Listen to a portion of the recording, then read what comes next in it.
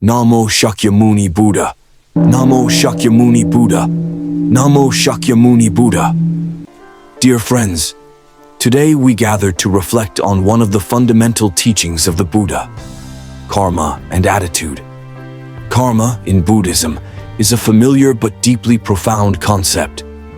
Karma is not only about the actions we have taken, but also the influence these actions have on our current and future lives. However, karma does not exist in isolation. Karma is always intertwined with our attitude. The attitude we carry toward every situation and action will determine how karma manifests and bears fruit in our lives. People often ask, why are some born into suffering while others enjoy happiness and fortune? My dear friends, suffering or happiness is not randomly assigned by fate. It is all the result of karma. But it is crucial to understand that karma is not a fixed sentence. Karma is not something we must endure without change. It is our attitude toward karma that will shape how it unfolds in our lives. When we face suffering or injustice, our attitude will determine whether that karma leads to further suffering or opens a path to liberation. If we accept what comes our way with compassion, with understanding, and with joy, then negative karma will gradually dissolve. But if we meet it with resentment, anger, and dissatisfaction, that karma will become a heavy burden, weighing us down. The Buddha once taught, karma is not only in what we do, but also in what we think and feel. It is our thoughts, our attitudes held within, that truly create karma.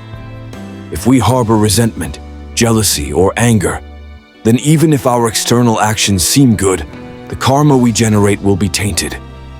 Conversely, if we act with compassion, with tolerance and understanding, the karma we create will be wholesome and pure. Our attitude toward life is the key to transforming karma. When we encounter difficulties, it is our attitude that determines whether we can find peace amidst adversity. There are those who, despite many hardships, maintain a serene mind because they understand that karma is unfolding and they embrace it with compassion, without blame. Yet there are others who, even when facing minor inconveniences, fall into resentment and despair, causing their own suffering to intensify. Let us reflect on this, dear friends. Each time we meet something unpleasant, pause for a moment and ask ourselves, what is my attitude right now? Am I holding on to blame? Am I feeling dissatisfaction? If we can recognize the negative attitude within, we will realize that this very attitude is creating new karma, making old karma heavier. But if we can shift our attitude, we will find that the burden of karma lightens and life becomes more peaceful. The Buddha taught, we cannot control what happens to us, but we can control how we respond. When something undesirable occurs, we cannot change the event itself, but we can change the way we perceive and react to it. Our attitude will determine how karma bears fruit. Let us look at ourselves. How many times in life when we encounter difficulties have we let ourselves fall into blame and anger?